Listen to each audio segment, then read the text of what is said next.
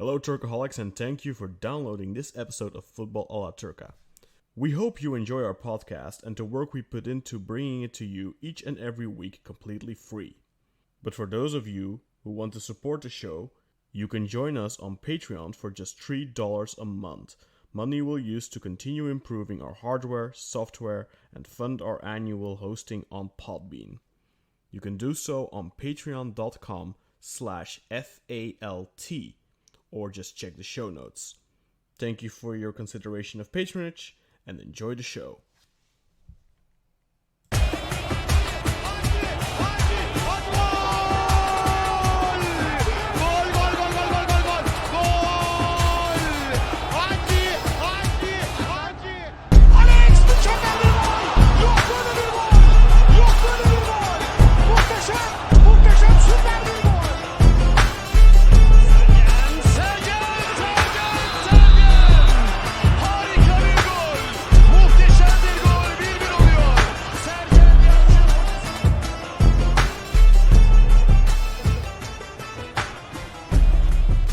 Hello everyone, welcome back to Football a la Turca. After two intense and fascinating interviews with George D. Metellus and of course Samantha Johnson last week, today we are bringing you some more transfer news, and I am once again joined by Burak Sezgin and Özer Dincer. Guys, thank you for joining. Pleasure as always. Good evening everyone, pleasure to be back in your ears. And there's a fourth today. It's not Umut Naderi, but it's a very long time friend, I should say, of mine. It's another Kaan Özgök from Holland, Groningen. I've known him since, I think, 2003 or something like that. Kaan, it's been a very long time. We've known each other from message boards, and Kaan is a Galatasaray fan, so Burak, once again surrounded by two Galatasaray fans on this podcast. But Kaan, tell us a little bit more about yourself before we start talking some transfers.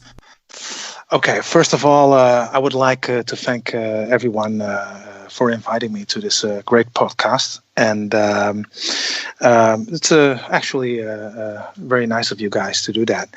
Well, what I can tell about myself, well, I'm a very big fan of Galatasaray. Goes back to the beginning of the 80s, I guess. My father is a real Istanbulian.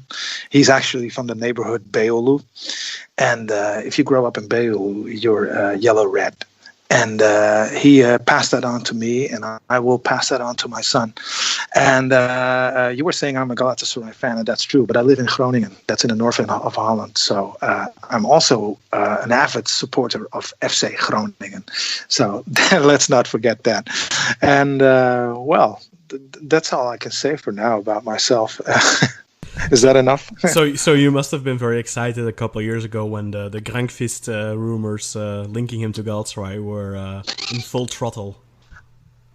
Well, I never hook up to those rumors. Did that happen actually? I seem to recall that he was pretty heavily linked with Galatasaray. Oh really? Yeah, 3 years ago or something. I don't know if. Oh really? I'm sure Özer will remember because he's.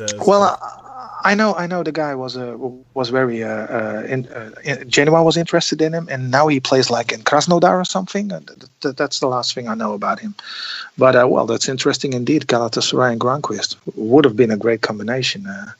Anyway, thank you very much for joining us, Kaan. It's been a very long You're time welcome. that we've known each other. I learned a lot from you about Turkish football when I was a kid, because when we met I was 13, 14 years old or something like that. Yes, oh, really? I was, and you were always one of those gurus on the forums back in the day that I learned a lot from. I learned a lot of Galatasaray history, a lot of Galatasaray propaganda from you, and still I turned out to be a Besiktas fan, so you could not sway me with all that propaganda. But no. I definitely learned a lot from you, and I think part of my passion for Turkish football comes from people like you, so I would very much like to thank you for that.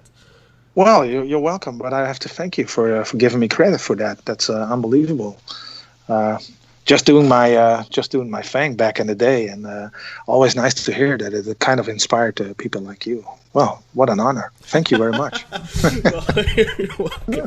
Anyway, guys. But can we stop the butt kissing? Yes, now, let's stop that and let's talk some football transfer rumors. So, like I said, 2 weeks of interviews. We thought it would be a good idea to talk a little bit about football and transfer rumors today. Not much to talk about. Again, last time we did this, I said that there wasn't too much to talk about when it came to Besiktas. We're going to start in alphabetical order, and Besiktas is kind of the least long talking point we'll have. So I think the biggest thing for Besiktas right now is just Tyler Boyd. That's probably going to be announced this week. For 2.4 million euros is currently being said. Orta Çizgi has confirmed that, and they're generally the most reliable source when it comes to Besiktas news. So probably tomorrow, I believe, Wednesday, there will probably be an announcement in regards to Tyler Boyd. Apart from that, Besiktas have also loaned out Kyle Larin to Zulte Waregem. They have an option to buy for 2.5 million. And then, of course, today we heard the Lewis Holtby rumors. He's in Turkey, in Istanbul right now. His girlfriend is apparently Turkish, but he is said to have scheduled a meeting with Abdullah Avci. Avci has followed his career, has followed him closely at Hamburg, and he's a player he likes, but there'll be a meeting first, and depending on the result of that meeting, Besiktas may or may not make an offer. He is a free agent right now. I don't know if you guys have anything to talk about when it comes to Besiktas. Do you want to talk a little bit about Tyler Boyd, or shall we save that for once it's official? Oh, well, it's kind of impressive that Jeremy Holtby's girlfriend, Lewis Holtby's girlfriend, has had such a sway to send him to Turkey for his job. Do you remember Aaron Hunt? He was married to a. I don't know if she was fully Turkish, but I remember he was heavily rumored for Besiktas a couple of years ago too, and he also had that Turkish girlfriend/wife connection. So it's definitely not that out of the ordinary. I'd like a small focus on Tyler Boyd. He's been playing at Ankaragücü for the last season. Yeah, it's 6 months. Yeah, 6 months, last half season. I've watched some games of Ankaragücü. Ankaragücü had a great second half of the season. We could all agree on that. Yeah. Partly due to the opening of the new stadium, which is, by the way, a great stadium for a club like that. Packed with 20,000 spectators every time they play. Great atmosphere. He's been having a great time at Ankaragücü. I really enjoyed watching that guy. And I believe at the hands of someone like Abdullah Avci, he can go out and become even some. Well, I'd like to compare him to like someone like Edin Visca. So I think, and he has more speed than Edin Visca, and his ball control techniques. I do like him. I sincerely hope Besiktas will sign him, because he'd be a great addition to the team and to Turkish league football. So I think that's a very good transfer. I totally agree. And there was a period at the end of last season where every week he was either scoring or making an assist. Yeah. And on our show we were saying how he's kind of the most valuable player week in, week out. So it's a real coup for Besiktas if they can pick him up for such a small fee. Yeah, and imagine him at the hands of Abdullah Avci. Exactly, right? Exactly. He's a good coach. So and he switched allegiances to the USA now from New Zealand as well. So So who knows? It might even be a good thing for diplomatic relations between Turkey and USA. No fines from Trump as long as Tyler Boyd starts. He actually had a really good Gold Cup in the group stages. The US fans were extremely impressed with him. Was kind of the bright spot for them, and then suddenly, as soon as the knockout stage started, he stopped starting, and there was a lot of outrage that he didn't come on, or didn't even start, but let alone come on against Mexico in the final. So the US fans who were very unfamiliar with Boyd before the Gold Cup were immediately charmed by him. So that's a positive sign too. But must be a great player playing instead of Boyd then, I guess. So I would tell the Galatasaray board to get the guy who's playing instead of Tyler Boyd. I think Morris from Seattle, from the Seattle Sounders. Okay. Great right? But I think that will be official this week, hopefully. So we'll talk a little bit more about that next week. But I agree with you guys. It's an exciting signing. I don't think necessarily MUriqi. I don't think Besiktas really need that, since they did manage to acquire Laic permanently. They still have Burak, of course, who was in great form, but he actually underwent surgery this week, so he'll be out for a couple of weeks. He'll miss the first half of the training camp, so we'll have to wait and see if he can start the season fully fit. But Besiktas, with Tyler Boyd, definitely an interesting signing. He'll be replacing Quaresma on the right wing, most likely. But we'll talk a little bit more about that as it gets official. But let's start talking a little bit about Fenerbahçe. They announced Max Kruse for Werder Bremen on a free transfer last week, I believe. Correct me if I'm wrong, Burak. And also Emre Belözoglu returns to the club. He'll be 39 in December, right? Or September, I'm not sure, but he's 38 right now. They also signed Altay Bayindir from Ankara for 1.5 million just yesterday. And then, of course, Vedat MUriqi, the big signing of this week, for 3.5 million from Çaykur Rizespor, plus 4 players. So let's talk about Max Kruse first. I think Burak mentioned that a couple of weeks ago, and I said, like, oh, Max Kruse, no way you can get him. I was under the impression he was a little bit younger, though, in my own defense. I thought he was like 28 or something. But great signing for sure, great player. He's, I think, something that they needed, but it wasn't necessarily the fix for their goal-scoring issues. And maybe they got that with Vedat MUriqi. Now, Burak, I'm going to throw to you first. What are your thoughts about Fenerbahçe's transfer window so far? Well, it's been full speed ahead pretty much. I mean, as soon as we dropped the news of Max Kruse, it just seems to be signings after one another. Interesting, seeing as there's still no news from UEFA on the result of our investigation, the financial fair play, which we've not met the break even for this season, which was the goal. So I don't know what's going on behind the scenes there. But a lot of these players have come to us on a free or for not a lot of massive expenditure, and with the rumoured sale of Elif Elmas to Napoli for 50 million euros, which I'm sure we'll touch on in a short while, even if we do have a sanction imposed as you can only buy what you sell, then the sale of Elif should cover what we're purchasing. But with regards to Mad Max, as we've dubbed him now, he's Bizim Deli. We've lost the Deli of Lugano, so obviously Mad Max is here. Very happy with the signing. I expect him to play maybe just off the forward, not in a lone striker type of role, although he can operate there. I don't see him playing as an out-and-out striker for us in the upcoming season. Last season with Werder Bremen, 11 goals, 9 assists as well, which I'd like to point out. So it's someone who can score and create, which I'm very happy, because we were just lacking that last season completely. And he comes with international pedigree and experience and class. So very happy with the signing. I'd like to honestly think the board have been doing some great work behind the scenes with whatever negotiations they've been using. It's good to see Selahattin Baki, the board member, involved in all of these transfers. Obviously, he's a very successful businessman, and he was running a board member at Sheffield United of England in the Championship 2 seasons ago. So he came to Fenerbahçe last season as a board member.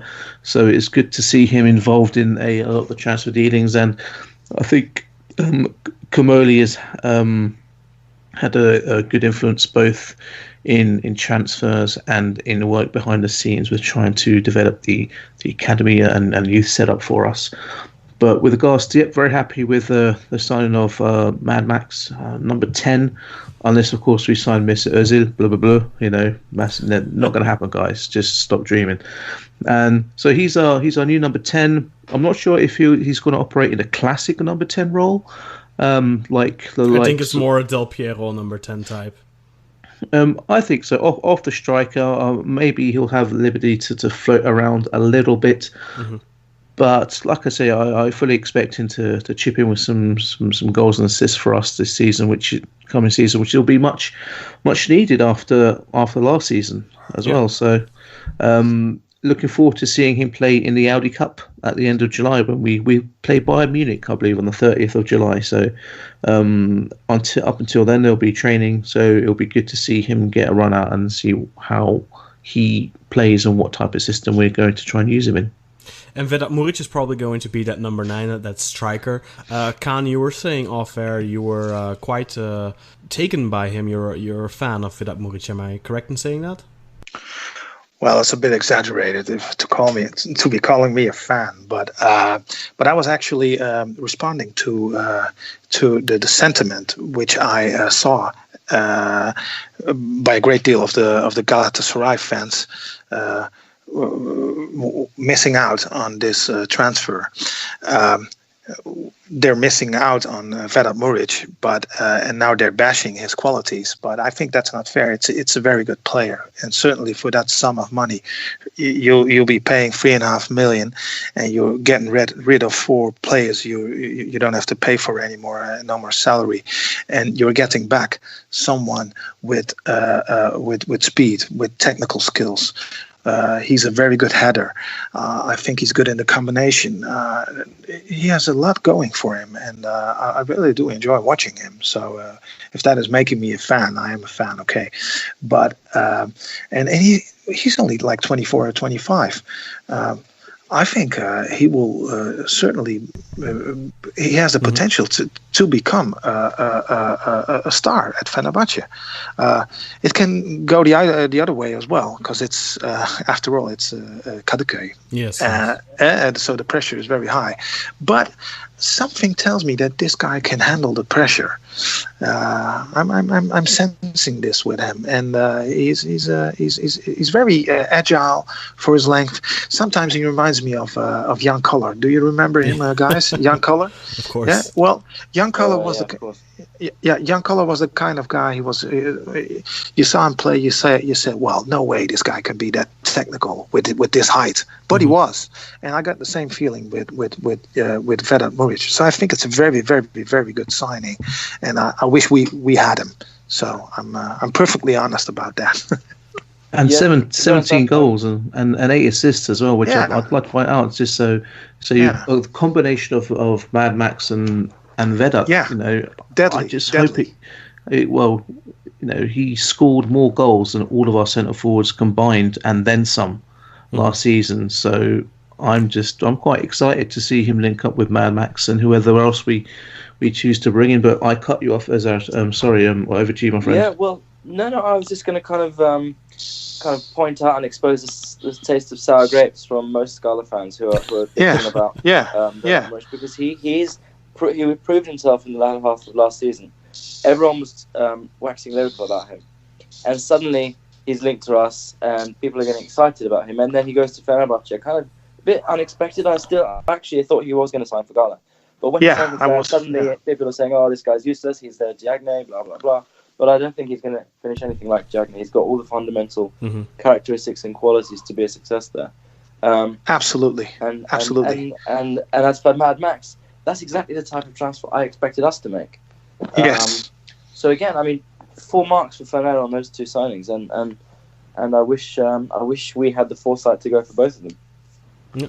And even if Muric ends up struggling for goals, he's still the type of player that's going to be useful on the pitch with his work rate, with his ability to hold up the ball and allow the team to just catch up and catch a breath. It's a useful player, even if he doesn't end up being the 9 that Fenerbahçe are looking for. It's still the type of player that's going to be useful. He's not going to be making a ridiculous amount of money. I think it's a good signing, even if it ends up not being like a complete success. I think he'll always be a valuable squad depth player, even. Exactly. I think so. I always thought Soldado was a joke of a striker, even before he came to Turkey, even while he was at Valencia and Tottenham. At Valencia, he was pretty good, man. I don't know. He never really caught my eye that much. But I think Vedat Muric is better than him. So, it's not a huge gamble from Fener's point of view. So I think it's a very good transfer all around. Mm-hmm. Yeah, I totally agree with that. And I would like to come back to what Burak said about the Fenerbahçe board. And he was just telling about this person who was in board and who worked at Sheffield. I don't know if you can hear me now, but yes, yeah. Well, what a difference! It explains a lot if you compare that to the board to the technical board of Galatasaray and the persons who are concerned with the transfer at Galatasaray, which we'll be talking about soon, shortly. But that's a very interesting point, because you need that kind of people. You need that kind of people with that experience, with that network. And then you can pull off good things. So and in particular with Max Kruse, which, by the way, I saw once play live. I went to a game of Borussia Mönchengladbach, which is another club I support, and I saw him play live. He was great. It's a great player, certainly. He's a great addition, just like Vedat to Fenerbahçe. So good transfers, certainly. Yeah, I think Max Kruse is immediately the type of player that is going to be one of the top technical players in the league. All-round great quality player. He's not going to score 20 goals probably. You never know, of course. But he's just someone that's going to add so much in terms of creativity up front for Fenerbahçe. And if Vedat Muric can make that jump, because it's always a question whether a striker who's done well at an Anatolian team can take that step. We've seen plenty of examples in the past, Safir Biriol, Gökhan Ünal, those types of players that take that step and it doesn't really amount to anything. But Vedat Muric has steadily been improving. He's come from the second division, Giresun, went to Gençlerbirliği, improved there. At Rizespor, he's gone through and developed himself further. So it's a guy that's been scraping and clawing to get up to a higher level, and I think this is going to be a very interesting move for him. For me, he would have been the perfect guy to take the vacant striker spot at the Trabzonspor. I think that would have been a very logical next step for him. But Fenerbahçe right now, the expectations they'll have are lower than they would be otherwise. Well, they should be at least. I think it's a good time for him to sign for Fenerbahçe in a new team that will be developing. And Emre Belözoglu is an experienced guy being brought back because they do have a young midfield with Elif Elmas, who news today from Sky Italia say is on his way to Napoli for 15 million. But my experience with Gianluca Di Marzio when it comes to anything relating to Turkish football is that he has a 90% track record of being full of shit. So I don't know if that's going to end up being true, but Fenerbahçe definitely need a little bit of experience in that midfield, I'd say, Burak. How do you see that shaping up? Is that still the weak link for Fenerbahçe going into next season, you think, that center of midfield? I'd probably say the defence more than anything, personally. Centre of midfield this season, even though it was lacklustre, you still had players like Gilson, Mehmet Topal, Elif Elmas, Mehmet Ekici doing an okay job. And of course, okay is not good enough for a club like Fenerbahçe, but I would worry more about the defence, defending from set pieces in particular, which just seemed all over the place. But Emre is going to be a welcome addition. Like you say, 39 years old, but he did his recent, I think, the fitness test that players do at the start of the season, and he came back with a physical age of something around 27, 28. So the guy's kept himself in good shape throughout his career. Obviously, injuries are going to happen when you're at that age. Things like groins and muscles not being as strong as they used to be. You saw it a few times when he was playing for Basha, not completing a full 90 minutes, always seeming like he's in pain. But it's the type of player that we need in the locker room. You know, even if he's not going to be playing a full 90, or if he starts on a bench, just to have him in the locker room, just shouting at people, basically telling them what he thinks and giving everyone the well-deserved kick up the arse that they need. The young players being able to learn from him, the likes of Ferdi if he doesn't go out on loan, and Elif if he doesn't go to Napoli, and these new players coming into the club as well, like Kruse, like Altay, like MUriqi, and just showing them what it means to play for a club of the stature of Fenerbahçe. I think it's going to be a welcome addition, and the guy can still play to, I think, a high level. And going into next season, I've not got any expectations of we're going to win the league, but certainly think we're going to be a lot more competitive than we were last season, which won't be hard, to be fair. But I'm expecting a lot more fight and grit about the team, and I think Emre is just a great signing to bring that, and to the whole club in general. There seems to be a bit of steam gathering, so it's making us more positive, but I still worry about the defence personally, rather than the central midfield area. Okay, so the defense, the weak link for you, Burak, but there's some rumors, of course. We still don't know exactly what's going on with Martin Skrtel. Alexander Kolarov is heavily linked to Fenerbahce. He did do his medical at Roma, of course. That's standard. I mean, as long as you don't have a transfer, you're going to do the medical at the start of the preseason with the club you're still contracted to. So, but he's very likely to come in. I saw some rumors today too. Simon Kjaer might be an option on loan. I don't know exactly. Please, I would take him over any other defender. So if it was a choice between, say, Kolarov, Skrtel, or Kjaer, I'd bring Kjaer back over any of those two, simply because I just think he's quality. He just marshals the defense really well. Loved by Fenerbahce fans in the few seasons he had with us, and I hope that he will return. But let's wait and see. It's a question whether how feasible that is, of course. But today there's another rumor that came today.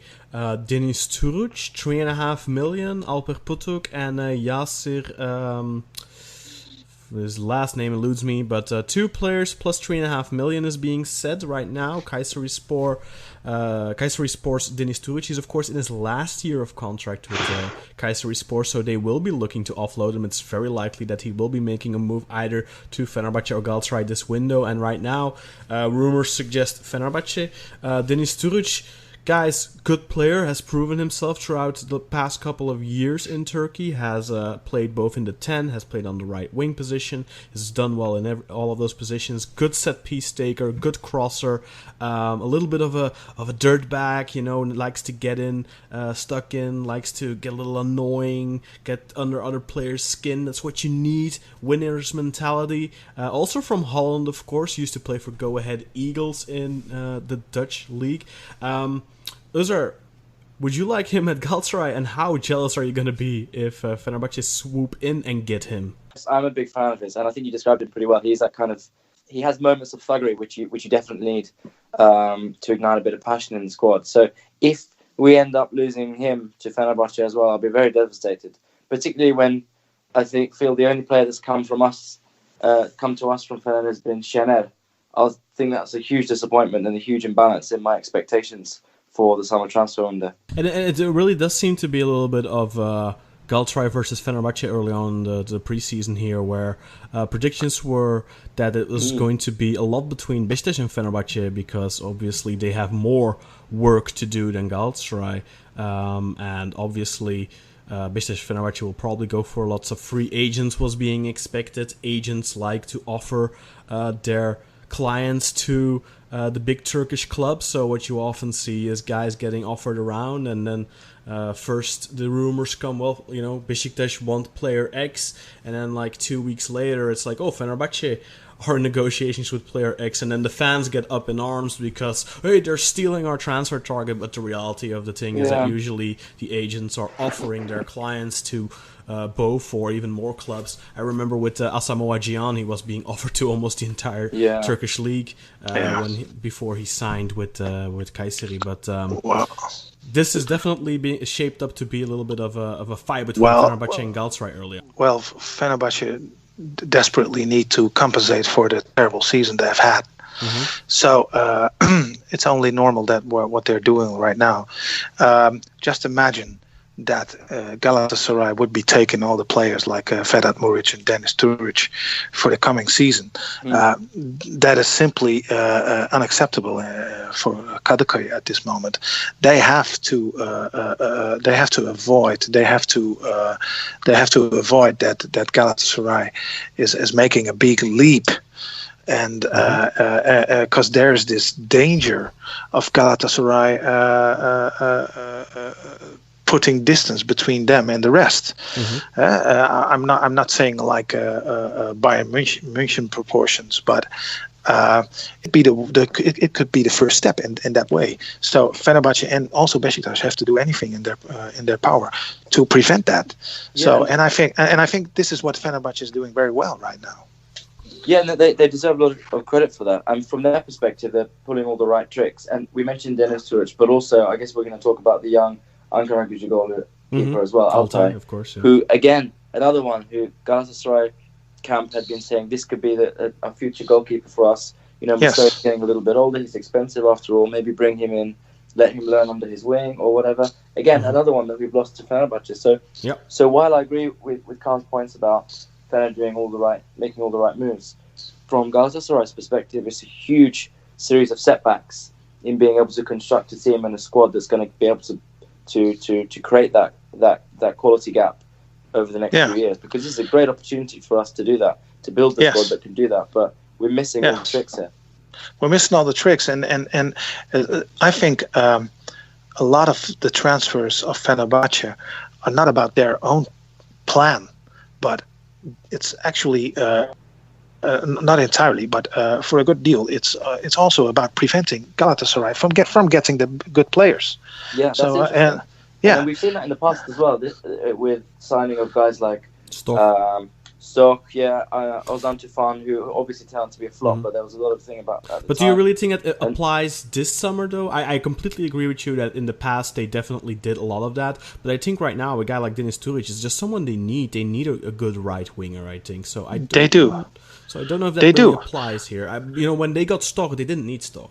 They just got him because they didn't want Galatasaray to get him back then. But that was in a different time. Yeah, it was very different time. Yes, very different time. I could say that Fenerbahçe back in the day. How long was that? 2011, like I 6 think. years ago. 2010, because it's the same summer that Quaresma came. So 2010. Yeah, so they were in a totally different position. They were actually the dominant force in the league instead of Galatasaray. So and they had the financial advantage back then. I don't think anyone has the financial advantage now, which is interesting. Because we're all seeing, because we have to be realistic here. Galatasaray had a very big spending summer 2 years ago, but they're holding back now too, because if we look at their signings so far, they've been pretty low on spending fees, especially. I mean, okay, Ryan Babel's got a big contract, but apart from Ryan Babel's big contract and Luyendama's permanent signing, they've only spent 300,000 euros on Ozan Wafor, who's someone we'll have to wait and see. But apart from that, they've been just making free signings. Fenerbahçe is so far very active. They've spent 4 million now, and they've let 4 players go. Well, I don't think this is completely finalized yet, right, Burak? Which players are going to end up going to Rize? I know Mansour's Masur, or what's his name? And Mahsun, whatever. Yeah. And then a couple of other young players. And these aren't big contracts; they're offloading. But then with this rumor of Deniz Türüç, 3.5 million, it's a pretty big fee. But I'd just be happy to get rid of Alpar Potuk. Yeah, and his contract, because he makes quite a lot of money, I believe. I think it's like 1.7, 1.8 million a year. Now, I doubt that Kayserispor are going to pay that in full. I would imagine that pay him in Pasterma or something. Just get him off. Whoever signed into that new contract needs to be slapped around the face with, a couple of wet fish. Anyway, so just get Alpar Potuk out of the club, please. Well, I understand where Burak is coming from. So, but you have to remember that what happened was 5 years ago now. This fight between Fenerbahçe and Galatasaray. I remember as Yildirim personally clinching Alper Potuk from Galatasaray's fist. That was like 5 years ago, and now look what happened. So that's it's the same with Mehmet Topuz back in the day. Same with Stoch. And all those transfers have ended in the same way. They've all ended up flops. So I think what we can learn from the past there is that don't just sign a player because your rival is about to sign him. I mean, I think in the cases here, which Fenerbahçe with Vedat MUriqi, they needed Vedat MUriqi. They need someone like Deniz Türüç. These are all fine, but don't go and sign, for example. Let's say Galatasaray are getting, they're trying to get Ever Banega, I don't think that's a player that Fenerbahçe need right now, given that they got Emre Belözoglu back. Of course, there's a big gap in age there, but I mean that would be the type of signing if they'd be going after him. That kind of be a surplus right now. I think they can use those funds elsewhere a lot better, and that's a type of signing out of spite almost. I think that the Turkish clubs kind of need to step away from that. And I was actually very surprised, and I hope I'm not going to jinx it, so knock on wood, but I was very surprised that none of the rivals went for Tyler Boyd and basically left Besiktas alone in this for as long as they did. I mean, I definitely think that Fenerbahçe could have done with him. Obviously, Galatasaray are kind of in a good position when it comes to wingers, but we're just talking about Deniz Türüç here. I mean, Tyler Boyd, not the Turkish player, of course, but cheaper, younger. They definitely could have gone for him too, and I know a couple of Fenerbahçe fans who told me, I hope we're gonna swoop in and get him away from you guys in the last minute, but thank God that has not happened yet. No, plus there's still rumours of Garry Rodrigues. Yeah. That's supposed to be a done deal supposedly, but there was just some issues which meant that he couldn't fly out when we wanted him to, so supposedly that's been agreed behind closed doors, which is another good signing, another good winger to bring in, to bolster the squad with the departure of Ayew and Valbuena. Does that show a little bit of a limited shopping window, or how should I put it, like going after those familiar faces? Or do you think that's just, you know what, they know the league, it's a safe bet, we're just going to go after him instead of a 24-year-old from the championship who, in England or something, who doesn't know what to expect from coming to Turkey? I think it's a little bit of that, because combined with the way that the last season went, you want to bring in people that are used to the Turkish league. So hence, Emre Belözoglu coming back, Vedat coming in, going after someone like Deniz Türüç, looking at someone like Garry Rodrigues and Altay Bayindir as well, just to a point on him. So, I mean, if you look at the last sort of two goalkeepers that Fenerbahçe have signed that have ended up being our goalkeepers for a long amount of time, like, Rüştü, and following him, Volkan. Mm-hmm. Rüştü had played a couple of seasons at Antalyaspor. I think he even was recommended to Galatasaray at one point. No, he was about to sign with Besiktas, but then he had a car accident. He was to sign for Besiktas. I remember that. That was when was that? 95 or something. I think so. Yeah. But he met with Fatih Terim, I think, a long time before that, and he gave him some advice. His son plays for Galatasaray, I believe. It could be my sister actually teaches his kids in Istanbul. The school she teaches at, it's quite funny. She's got a picture of him that she sent to me actually a while ago. I was like, oh, have I forgiven him for joining Besiktas yet? Probably have done. But yeah, the point I was making is that Rüştü had played a couple of seasons in the Super League for Antalyaspor, and I believe the same with Volkan Demirel, had played a season or two for Kartalspor. He had played for Kartal, but he had never played in the Super League. I think he played 1 or 2 seasons, but he had played professional football for a number of seasons, I know. That's true. So, and Altay, I think he only played about 17 or 18 games for Ankara 16 this season. But it was in the Super League, and people are saying, well, what about Berke? Give Berke a chance. And if you look at Berke, he's not really played any games for Altınordu before he came to us either. And whilst I would have liked him to have played last season, I think the thinking was, don't put the young players in because of the way the season is going, because it might hurt their mentality, and then you're left with either a sink or swim scenario. So people are saying, what's going to happen to Berke?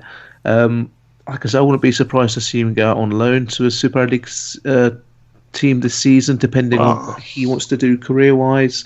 But I wouldn't even, I was half expecting him to go to Rizespor, especially with Ismail Kartal being the manager. It's always been young Turkish players at Fenerbahçe. It's always been a problem.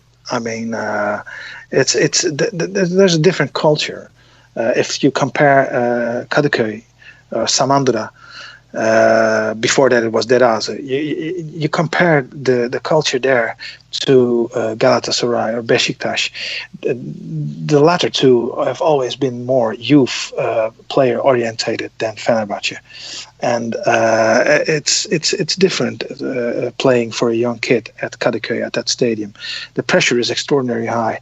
And there's been a few exceptions, but not a lot. So, in that perspective, it's I think it's a pity that someone like Birke is now actually being surpassed by Altay and has to go on loan. I don't know if you ever see Birke again in a Fenerbahçe shirt, to be honest. So that's happened a lot in the past decades. I think that's a kind of a problem of there's a different culture at Fenerbahçe. I don't think he's going to be happy. I'm pretty sure that he's very annoyed right now, Birke Özer. I don't know if he... I think that relationship will have soured because of this. I wouldn't be surprised if he really pushes for a move away, because but what I've always, I do have to say, I've always had question marks when it comes to Birke, because we've been hearing since he was 16, 17 years old how big of a talent he was. And of course, he's coming out of that talent factory, which is Altınoluk. But the puzzling thing to me was always, he never really got a run as first goalkeeper there. They, of course, have Erce Kardeşler, who's a good goalkeeper, but he's in his mid-20s. He's 24, 25 years old.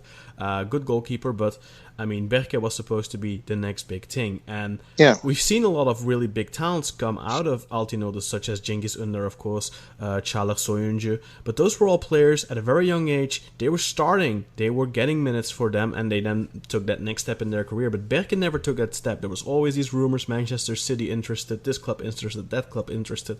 But he never really played. He's got 5 professional appearances as far as I know, and that's it for Altınoluk. So and then it is a big risk to go to a club like Fenerbahçe.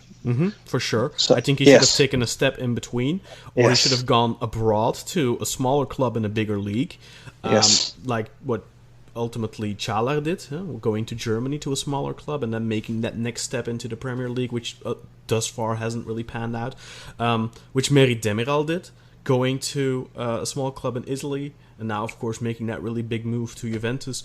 But with Birke, I don't know, I've always had those question marks, so much hype, but we've never really seen anything. So maybe Fenerbahçe have seen enough in training. Maybe Fenerbahçe have just, the coaching staff have just said, look, this isn't going to be the next Rüştü. This isn't the next Volkan. We need to go for Altay. He's got a better chance. So that's the question I'm set with. Of course, we had those puzzling quotes that Burak brought up, I think 2-3 weeks ago, where Ersun said something like, look at Rüştü, look at when Rüştü took over from Engin, look when Volkan took over from Rüştü. These guys were in their mid-20s. They had experience, this and that. They were 24, 25 years old.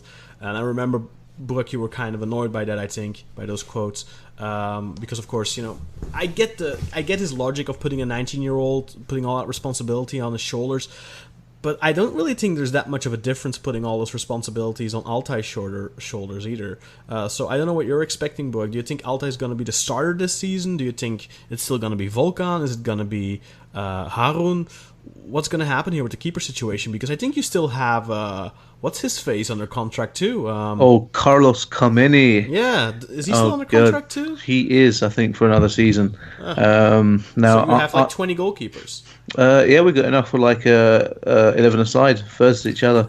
I don't know. That's just ridiculous that we got that many goalkeepers. But obviously, some of this is the legacy left over.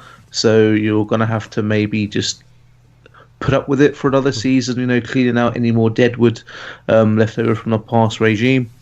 So I expect Altay to start. I expect him to start the season. I think he might start against Bayern Munich in the Audi Cup, with maybe Harun playing the other game afterwards the next day. But I fully expect him to be the number one going forward. Have you seen much of Altay this season, by the way? As well. I've seen him play in a few games for Ankara, and like I say, I can't say I've been watching him very, very closely, but I think he's I think he's better than Harun. He had a great game against Başakşehir. I remember. The game he had when they played Başakşehir. He was fantastic. I watched him. He was fantastic. So I think if you have him coached by Volkan, not coached exactly, but brought up to speed with what it means to be a goalkeeper for Fenerbahçe by Volkan Demirel, having there as almost like a mentor of such, just teaching him the way of the club and how to act rather than how to goalkeep, because Volkan shouldn't be teaching him on how to keep goal, judging based on his last few seasons. But it's good to have someone like an old sort, like having an Emre there is going to be good for, say, a Ferdi, potentially Max Kruse, and anyone else we decide to bring in. I think Volkan is going to be good for Altay, because I think he's going straight into that number one spot come the start of the season. That's what I want to see anyway.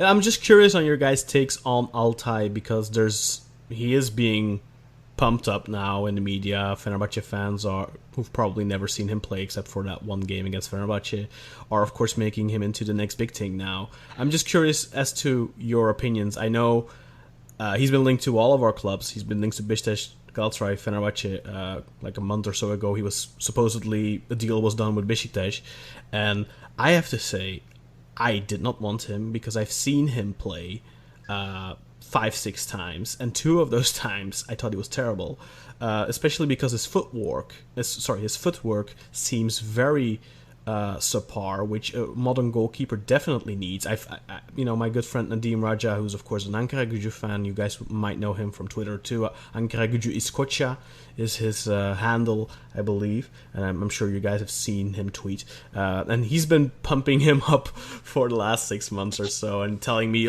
this guy is better now than Gökhan Akan was at that age, because I'm a big Gökhan Akan fan. He's a goalkeeper. I think he's really good. So that's kind of been my revelation of the season in terms of goalkeepers. And Nadim's been saying, look, this guy, we had Gökhan when he was 20, 21, and this guy is better now than Gökhan was at 21. Gökhan is a better goalkeeper now, but Altay is better now than Gökhan was at 21. So I've been paying attention to him early on, and there's just so those types of blunders, really, like a Cenk Gönen used to do when he was at Besiktas. And that's why when we were being linked with him, I was kind of like, no, I'd rather just stick with Karius. So I don't know what your guys' impressions are, because I'm seeing so much, this guy was amazing, this guy this guy that, but I've seen some less amazing things from him. So I'm just curious, for those of you who've watched him play a couple of games, what your general impressions were. Kaan, of course, just said that he really impressed him against Başakşehir.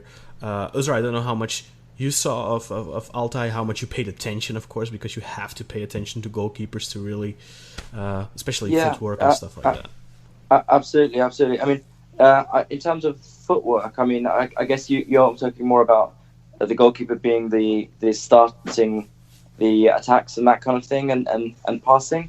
Or do you mean in terms of his positioning? Composure when he gets the ball played back to him. How calm can he stay when a striker is putting him under pressure when he's got the ball at his feet? His ability to kick the ball up the field and not kick it out every single time, like Tolga Zengin is a professional at doing. He's the best ever kicker into the stands.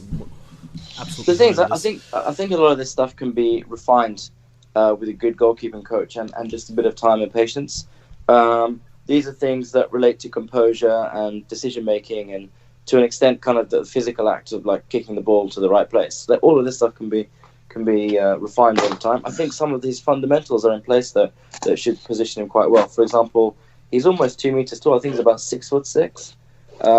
He does have a very kind of strong, commanding presence in front of the goal. He makes the goals look small, and I think as a 21-year-old, having the kind of physical presence in goal is really useful, particularly when faced with set pieces, when doing that final position behind your back four. So I think he's got some of the fundamentals in place. If he's just in a position where he can develop his additional skills, additional attributes a bit more, then he should be a lot better. I mean, he unlike Berke Özer, who, as you guys correctly said, didn't really play that many professional games anyway. Kind of just signed for Fenerbahçe on the back of his hype.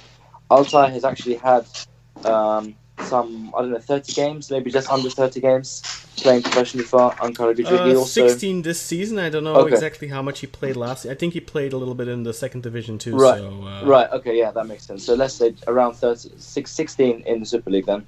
But he also played for Turkish under-20 team in the Toulon tournament last summer, I think, as well. So he's kind of on the right trajectory to become a successful player, whereas Berke Özer kind of lacked some of those fundamentals.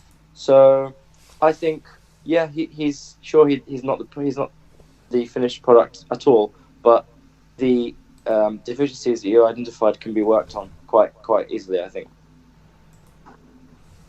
Okay, Burak, your thoughts?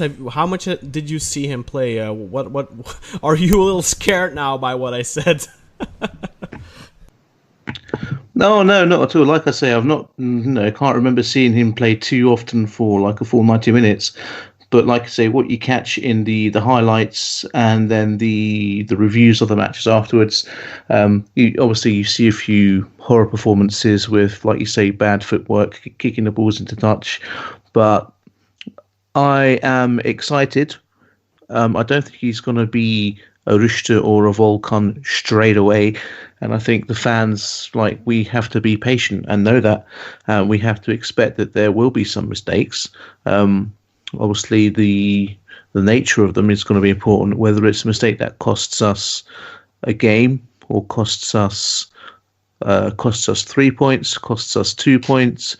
If it costs, if we're winning and he lets in one and it's a draw, or if it's a draw and then he lets one in and bad mistake and we lose.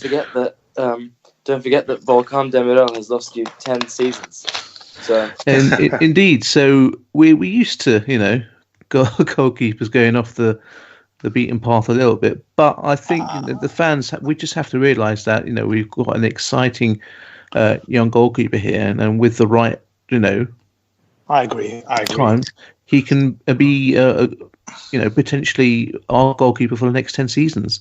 I agree, and about Volkan, because I, as a Galatasaray fan, most of the Galatasaray fans despise of Volkan, but I never despise him. I think he's quite humorous. I think you have to give him that he's a funny guy at times. So I think when he was at his peak, he was a very intimidating goalkeeper, to be frank. Well, technically, he was technically he was a very, very good goalkeeper. I rated him very high for a very long period.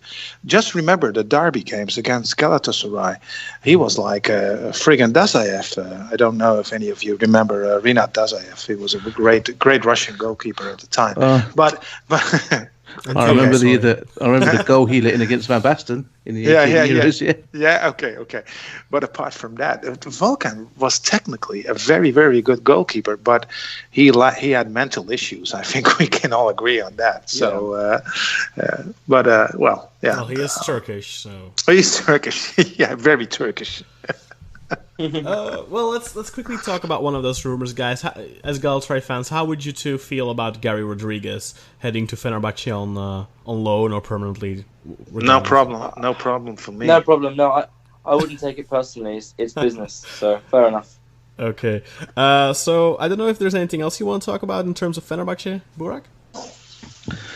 No, apart from these ridiculous rumours of Mesut Özil. I think he's just been on Sky Sports that apparently they're trying to work out a way to loan him, and with Arsenal to pay some of his salary, and for Fenerbahçe fans to raise money for some of his salary, and it's just one of those nice little daydreams to have in the background whilst the real stuff is going on, like the signing of Kruse. It's the Brits who are, of course, in a transfer frenzy right now. Any transfer news? I mean, if you think Turks are bad, just look at the Premier League fans, how crazy they go in these transfer windows. I think they're probably at odds with one another in terms of who's the most crazy.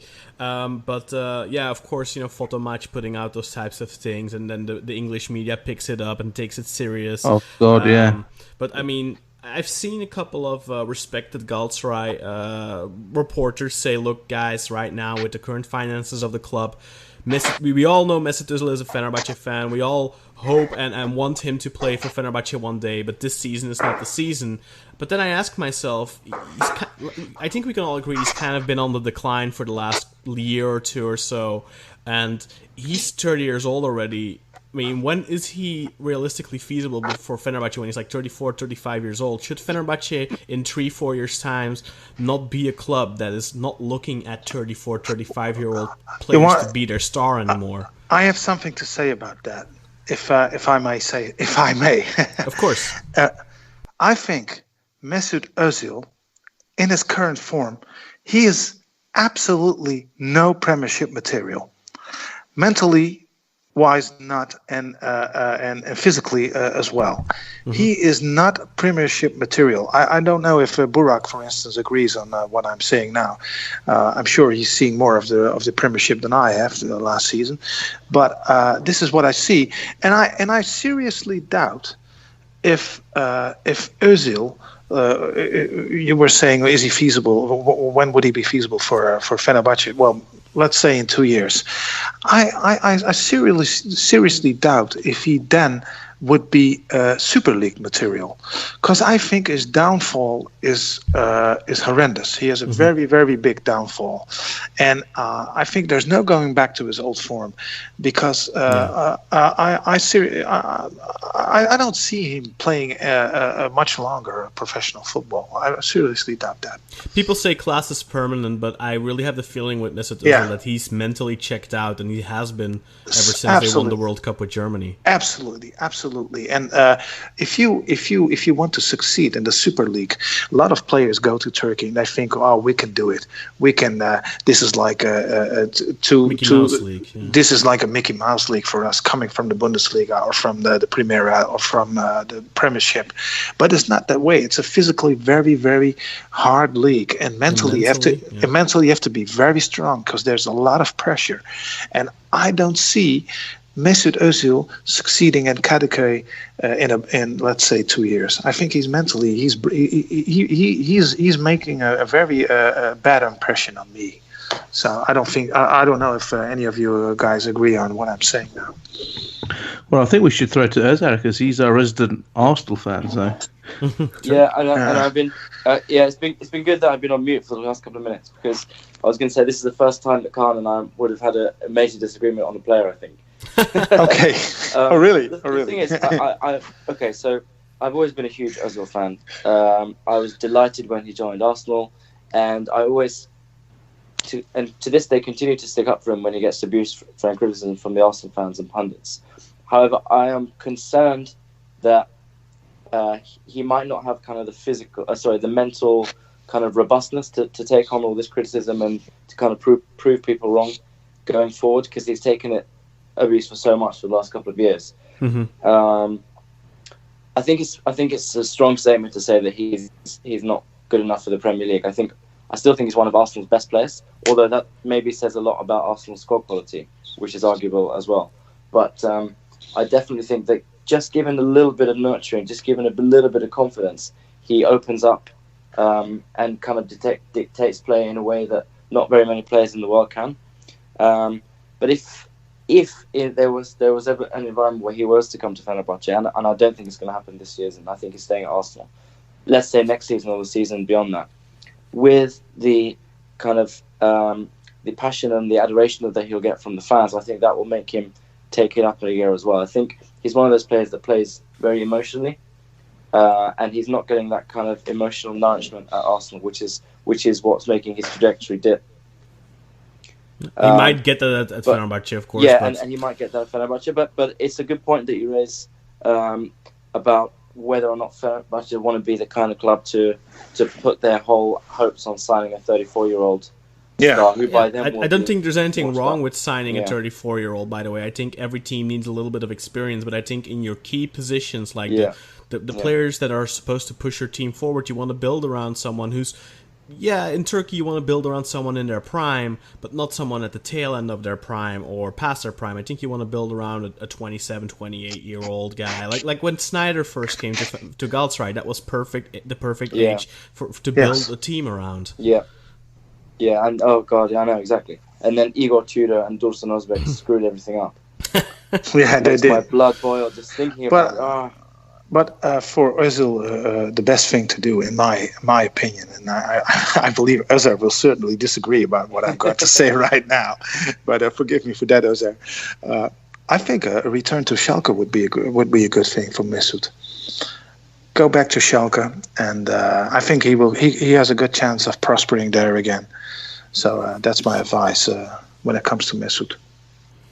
Okay, let's move over to Galatasaray unless anyone has anything to add on these Mesut Özil rumors. I don't think there's anything else that we really have to talk about. We spoke about Deniz, Türüç.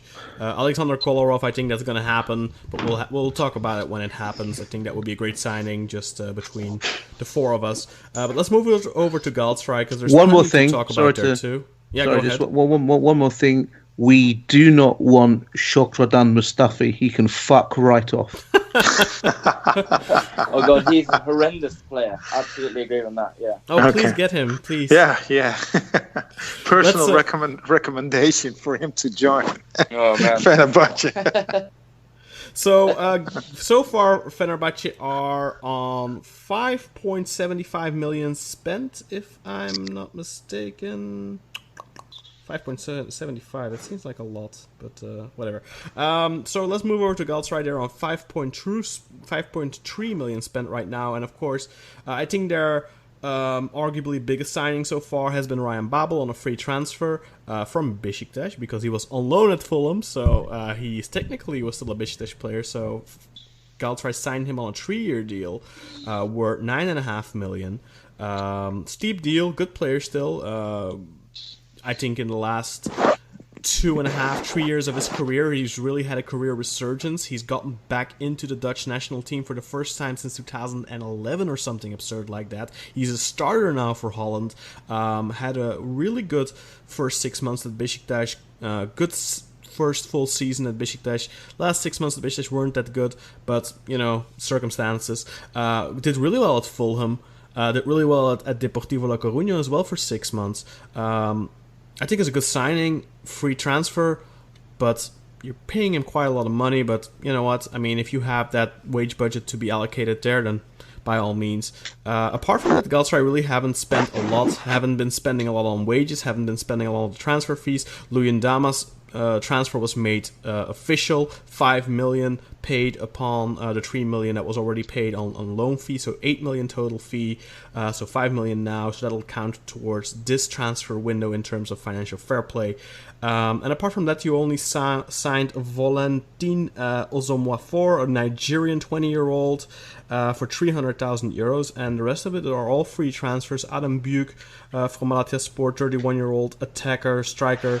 Şener Özabaraklı from Fenerbahçe, 29-year-old right back on a free as well. Jimmy Durmaz, 30-year-old Swedish international, of course. I think he came from Toulouse, if I'm not mistaken. Yes.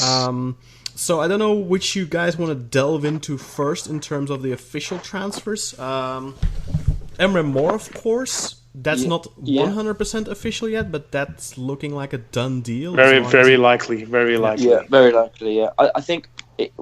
Aside from Emre Mor right now, I agree with everything you said about Ryan Babel and his kind of mini renaissance he's experiencing right now.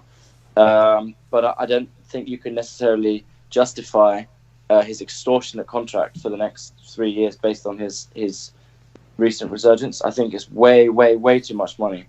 And don't get me wrong, but when 32-year-old Ryan Babel, who's effectively a Besiktas reject, is your headline signing of the summer, I think there's a real problem. Reject. Well, I think he would still. Well, Özer, we were just in the transfer window last winter.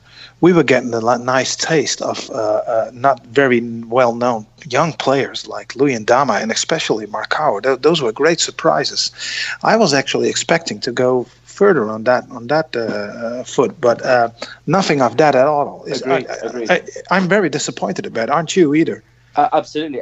And so we as you say, we set up ourselves for this kind of new project of going around scouting young, exciting, unknown, relatively young players, and then to plow all this cash into 32-year-old Ryan Babel. Yes, there's something doesn't make sense somewhere. On top of that, you've got all these 30-plus Anatolian wanderers like Adem Büyük, etc. Yeah. So he's right. He's right. Yeah. He's right. I'm seriously concerned about the age of the players of the squad. It's gone up. It's gone up not a bit. A point. Where's the planning element? Who's making these transfers? What's the philosophy? What's the vision here? There doesn't seem to be anything. Well, if you want me to open the book about that, I just start. Look, Fatih Terim has been idolized by the Galatasaray fans, and rightly so, also by me, because he's a very special person in Turkish football. He has a lot of championships to show, so that's all okay. But he's not been very, very successful at getting the good players, to be honest. I can call lots of transfers which have been flops. So in that sense, I'm not very, very convinced that Fatih Terim's technical squad can do the job. So and I'm seeing this again. He has been throughout his career. He has like a focus on Turkish players which are experienced and aged, and you see that his whole career. So I'm very afraid it's going to happen again, and then we'll end up with an overaged squad with mediocre players. So it seems to be that it seems to be happening again. I hope I hope I'm wrong, but likewise. And I think the other problem with Terim is that he surrounds himself with yes men. So he doesn't challenge. He's never challenged. For any of these decisions, transfers, or tactics, or anything like that. And there's no one in the club's hierarchy to do that either. I mean, Tactic maakt ik ook, man. Exactly. Bam, bam, bam. Bam, bam. Yeah. Unfortunately, that philosophy resonates all throughout the club, not just with transfer and tactical decisions. I mean, when you have a guy like Albayrak, who's he's terrible. I so much dislike that guy. I know. He's like an insult to Did you guys us. see that video? Oh my god. Oh my god. He's such an insult to kind of any Galatasaray fan with a brain. Yes. And it's such a shame because we need guys who are competent, who have the network that you guys discussed before, that Fenerbahçe are kind of employing that networking, the competent guys in the board. We don't have anybody like that. And that's why we end up signing these guys who, they're buddies of someone who knows Adem Büyük's agent, and he's given a cheeky bonus here and there to bring him to the club. Well, Abdurrahim Albayrak is, for me, is actually a striking representative of Turkish society, which is built around clientelism, and not about merit. Nothing with merit, but everything on clientelism. And that guy has no international network. He runs a public transportation company. Apart from that, he has no knowledge of the game. He has no knowledge of technical players, and I mean he's actually quite ignorant of the game. Yeah. So Galatasaray fans are now in heaven because they've clinched 2 titles in a row, and they think that it will go on, but they have to wake up. It will not go on because they're not making the right decisions. They're not contracting the right players, and they're not investing in the future, and they're certainly not investing in the coming season. Exactly, I hope I'm proven wrong, but I think I agree with you completely, and it's interesting that having won 2 back-to-back titles, appearing in the Champions League again. On paper, everything should be positive, and we should be saying positive things. But there aren't enough people like us who are saying it like it is in the Galatasaray community, within the Jamia. Everyone's got the rose-tinted spectacles on, and no one is saying the truth. And unfortunately, if they don't wake up and if they don't start putting some sort of plan together, then not only are we going to be uncompetitive in the Super League, but we're going to be mincemeat in the Champions League. We're going to be smashed. Yeah. I mean, if we go with this squad, and last year we had a very favorable draw. Yeah, and it was actually totally messed it up. we totally messed it up, and it was the best draw one could have. And but it's not going to happen this year. I think if we draw a few good clubs, then we get smashed. Yeah.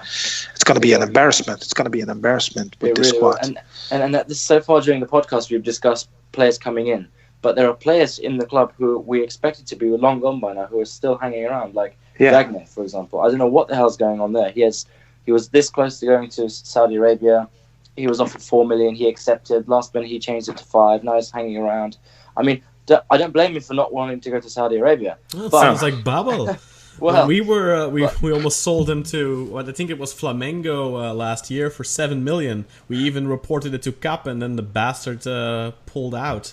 I heard 7 million. 7 million. I heard there were some financial problems in the Saudi Arabian league, corruption investigation and so forth, and interested club. Which one was it? It was Al Hilal. Yeah. Al Nasser, I don't know. So they pulled back. Unfortunately for us, because I think we all agree that this is the worst signing since Ali Lukunku. and Ali Lukunku was a sympathetic guy, and Jagna isn't. Jagna is a total asshole. Yeah. And the first game I saw him, I said, "This is not a good footballer. He can't even. I don't. He has zero knowledge about positioning. He has no technical skill. He cannot even dribble the ball. I've never seen something like him before. How on earth did he score 30 goals? It's incredible. It's a miracle. I don't. It's. I mean, it helps. What a guy! What a guy! I mean, Burak, you as a Fenerbahçe fan, I think you would be pulling out your hair seeing a player like that. Yeah, okay, you had Slimani, but believe me, Slimani, he had a terrible season because he was not fit. But normally he's a much better player than Jagna. He's a good striker. Normally he's a much better player than Jagna. Much better. I'd have Slimani right now, anytime. You take him on Leicester if you want. I'd take just cross him the ball. He's great in the box if you can get him, feed him crosses for headers. But did you see that Instagram live video that Jagna did earlier? And all the comments from the Galatasaray fans was just saying, "What was that? What an embarrassment! What an embarrassment! What did he do? Go home or something?" Yeah. Go to Saudi Arabia. Yeah, isn't he at the African Cup of Nations right now, Jagna? Yeah, but he doesn't. He's not playing. He's not playing. He's not playing. He's going on Instagram Live and getting abused. He seemed very put off by that, by the way, because he issued a statement like last week on Instagram where he's like, "I'm not going anywhere. I decide my future" or something like that. So he was pretty. I don't think even if he stays, I think his relationship with the fans is going to be so soured. I don't think that's gonna. Yeah, but you're talking about a guy who's not even showing up at the celebration of the title. He didn't really? No, he wasn't. He wasn't. Oh God! He wasn't there, and I don't know the reason. Do you know the reason he was there? Why wasn't he there? I'm really not sure. It wasn't. I didn't really dig too much into it at the time. I just thought that was the final signal that we needed to know that he was on his way out. I thought he can't come back from this. The fans won't allow him to come back from this. Knowing Terim, he won't allow him to come back. Well, that's the other thing. Yeah. Terim must be livid as well. Because I don't think that he was even in Terim's top 5, top 10 choices for the transfer back in January for a striker. Well, certainly not. And let me tell you something. Eren Derdiak is a much better player than MBI Jagna. So I think we could have kept the 10 million in our pockets. Yeah. And give the benefit of the doubt to Eren Derdiak, which is for instance, that he was much more loyal to the club than MBI Jagna. Absolutely agree. Really weird how he was treated. I mean, I think he was a fine second choice striker. Of course, he earned too much, but that's not his fault. It's very weird how he was ousted. I think Eren Derdiok is age-wise not, but otherwise on par with someone like Vedat Muric, which will not be the first striker of Fenerbahçe. Fenerbahçe will get another good striker, a high-level striker as well. But I think Eren Derdiok, he would be a great addition to a really good striker for Galatasaray. So I still wonder what happened there. Yeah. And let's see, Jimmy Durmaz, guys, any opinions on that? I mean, I guess you already kind of said it. It's all kind of Anadolu Wanderers. We almost had another one, Yusuf Erdogan, but that apparently blew up. Kasımpaşa. He posed in a Galatasaray shirt, and apparently Fatih Terim wasn't too keen on that, and just said nope. Closed the door on him, apparently. Kasımpaşa, I've heard. He's joined Kasımpaşa. That's the last thing I've read. Oh, right. Must be very sour for that kid, though. I've always liked him. He was very close to a move to Besiktas 2 years ago, but Trabzonspor last minute said, no, we want like 2 million for the guy, and then Besiktas said, no, we're not doing that. We're not going to pay that type of money. I think that was like the season that we basically let them have Olcay for free. So I think Besiktas were kind of expecting, well, you know what? You scratch my back, we scratch your back, you scratch ours. And that just, Trabzon then came in with some high demands and then just let him go basically on a free to Bursaspor 6 months later or something. So tragedy though. What happened to Bursaspor, isn't it? Oh, it's a tragedy. What a tragedy, yes. Karma. But I remember reading an article from Yusuf, and he was like, well, one day I was called and said, you're going to Besiktas. I was packing my bags. I was ready to go. And suddenly last minute they said, no, you're not going. And I never knew what happened. I never got a call, never got an explanation. So it made him very... it endeared him to me in the sense that, like, I can understand that a player like that who never seems to cause any trouble within a club. Of course, he almost walked off the pitch at Bursa, but that wasn't his fault at all. I mean, he was being completely antagonized by their fans. I don't know. I just feel sorry for the guy. I think he was really happy that he got this move to Galatasaray probably, and then it ends up blowing up in the water, and now he's going to end up at Kasımpaşa, another club with no fans. Although I think it's a fun environment to play in for a player like Yusuf, but we'll have to wait and see because, of course, they have Mahmut Trezeguet, their big star player. He's probably going to be leaving. There's supposedly interest from the Premier League there. Galatasaray were also linked with him, but he has an 8 million price tag. I don't know. I think we've loaded enough money off to Kasımpaşa this year. Yeah, exactly. Yeah. Yeah, you've given them quite a bit of money over the last couple of years because Eren also cost like 4 million, I think. Yeah. Well, it's a scandal. Are we going to talk about Emre Mor? Yes, let's talk about Emre Mor. Here we go. So, I know Umut isn't a big fan of this transfer because obviously Emre has some detracting factors. But I believe he's on 800k a year at Celta de Vigo. I think if Galatasaray can bring him in for that, or let's say 1 million a year, I think that's a gamble worth taking if he costs, let's say, 2.5 million or something like that. I don't think he's a player you want to pay a lot of money for at this point. He's tried and flopped at Borussia Dortmund, which is a great environment for young players. He's tried and flopped at Celta de Vigo, which is a great environment for young players. So I think we can safely say, look, this kid has some mental issues, but he has a lot of potential too. You never know, maybe Fatih Terim can get the best out of him. He is a very disciplinary coach. He commands respect, of course. Terim had him at the Euro 2016. They know each other. They have a relationship. They have a rapport with one another. Maybe he can get him back on track, his career back on track. And I think it's a gamble worth taking. But it's 8 or 9 times out of 10 this is not going to end in a success. But if it does, it could be a massive success. Well, how much of the potential is left? You have to wonder about, because I'm not very positive. I would love to see him back at the highest level and at Galatasaray. There's this adagium in Turkish football that I'm going to say this in Turkish. Birisi adam ederse Fatih Terim adam eder. Well, there's this opinion about Terim, believe me, Terim is no magician. So it's going to be a hard try. It's going to be very hard. But then again, it's a small gamble if you look at the figures. So why not? So yeah, I think it's a small gamble. Agree, and it's worth it for that 10% chance that Kaan referred to.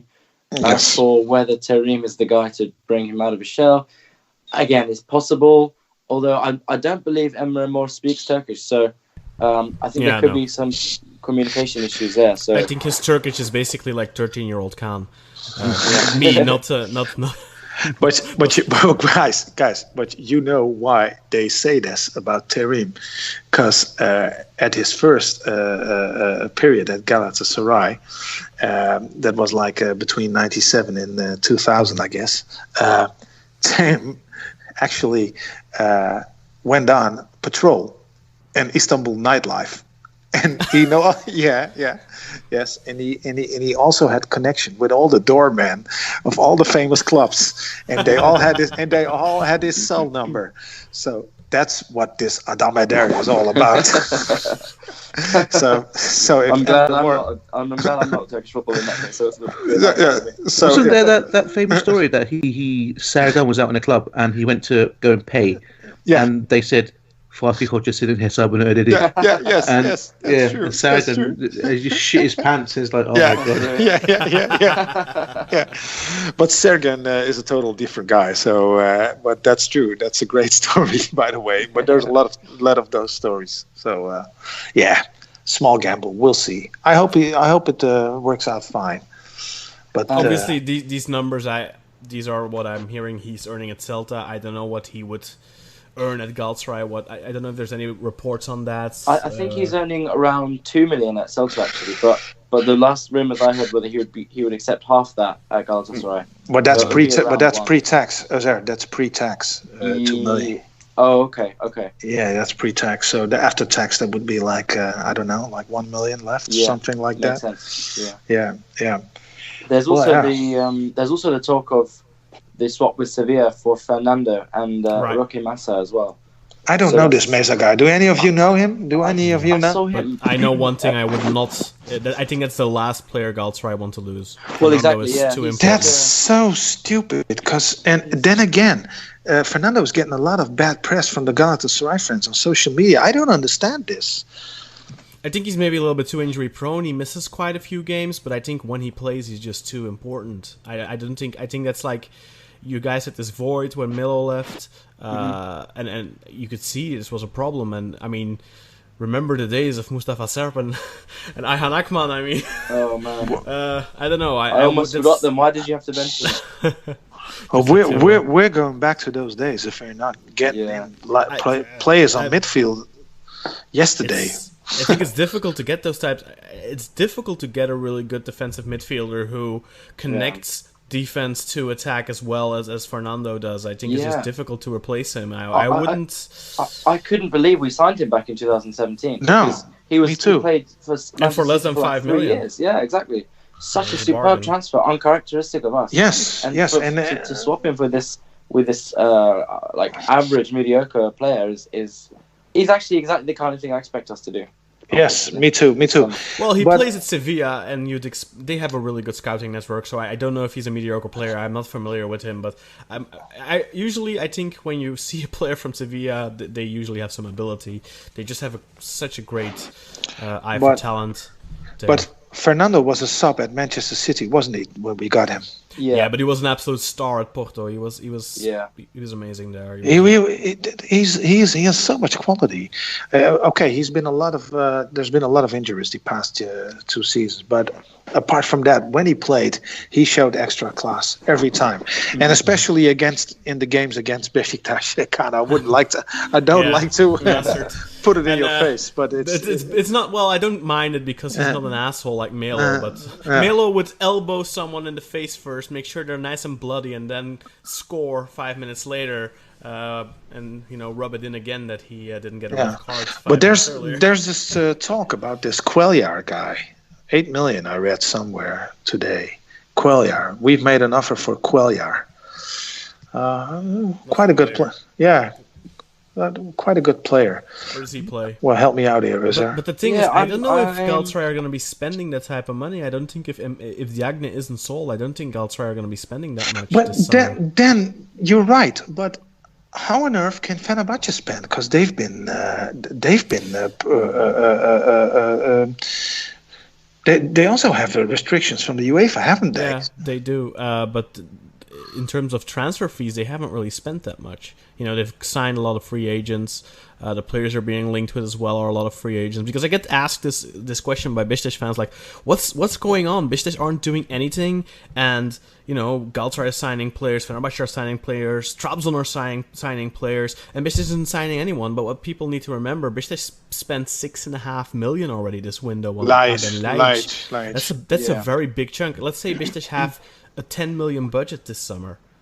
Yeah. You know, I mean, that's more than 65%. That's 65% of your budget gone right there just on that one move. So Besiktas need to be really careful on what they do. I'm afraid if we can't sell Diagne, then we're not gonna sign another striker or a midfielder with a fee. Free players, I think. We're gonna see a lot of free agents, and those guys demand a signing bonus, and they're gonna demand a high wage. It's because of what happened with Babel. You're paying him $2.5 million a year. That's not too bad, but then he's getting a $2 million signing bonus too. So essentially, he's earning more than $3 million a year, which is a lot of money, of course. But go on, Ozar. No, I was just going to say, just on your point about Gustavo Cola, I just quickly did a search just to find out the latest on that.